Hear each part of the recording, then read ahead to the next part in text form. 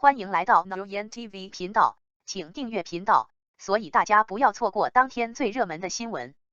我们今天的时事通讯包括以下内容：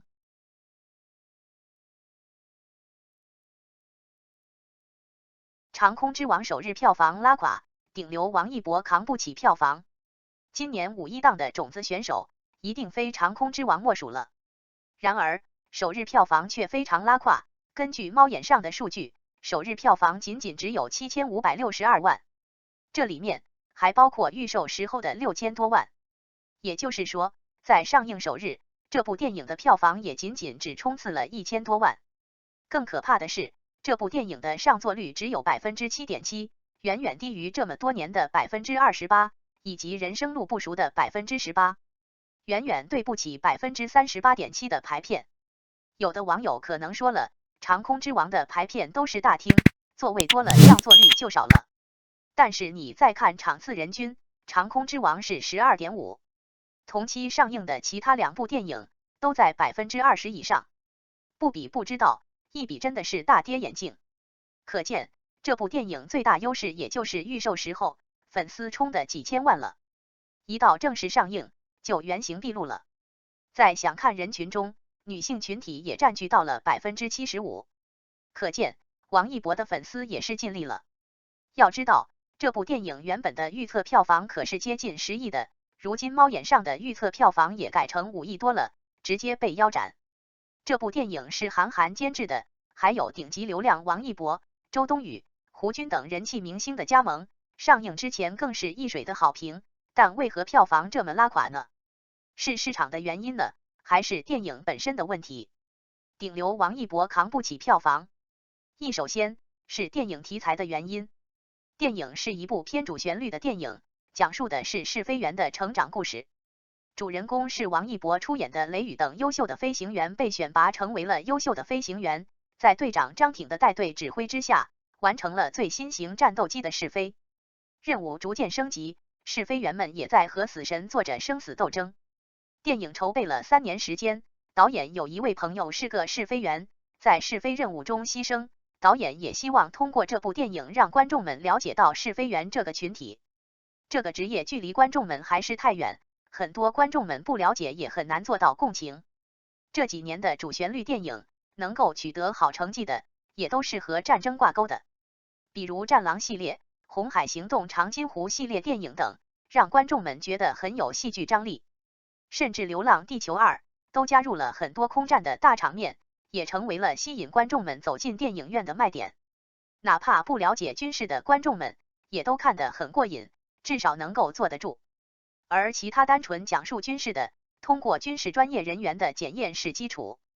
其他的人群感兴趣的都会去看，不感兴趣的也会觉得没有意思，这也是不争的事实。别的不说，就拿这部电影和其他2部小体量的电影对比，这么多年是立足于少男少女的爱情片，是有固定的受众群体的，也是情侣约会观影的刚需。而另外一部电影《人生路不熟》是喜剧，主打从头笑到尾，全民皆宜，自带流量和票房基础。相比之下，长空之王在题材方面虽然硬核，但是在受众层面就比较吃亏了。主演王一博是一位顶级流量，这几年因为《陈情令》大火，圈了一众粉丝，也成为了影视剧的常客。今年的春节档，一部谍战片《无名》上映，斩获了 9.3 亿的票房成绩。对于长空之王来说，首批的观众们应该都是军事迷。这群观众们虽然对饭圈不关系，但是对于出圈的新闻还是了解的。流量明星们演绎偶像剧尚可，自有大把的粉丝支持。但是，一旦牵扯到这种严肃硬朗的军事题材，就不要怪大家拿着显微镜看待了。长空之王首日票房仅7000多万，在暑期档来临之前的一个开胃菜，也就是也比较令人期待的五一档已经到来，多部国产新片选择在这个档期上映，其中有不少都具备创造高票房的能力。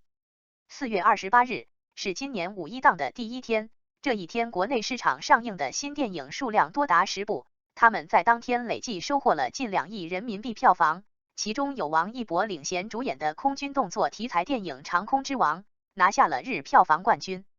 在正式上映之前，拿下了日票房冠军的《长空之王》就一直都是今年五一档最令人期待的电影。该片曾被国内观众比作由汤姆克鲁斯领衔主演的《壮志凌云2》。要知道，《壮志凌云2》的全球总票房将近15亿美元，并以此成绩成为了2022年的全球年度票房亚军。这足以看出观众们是有多么看重《长空之王》。《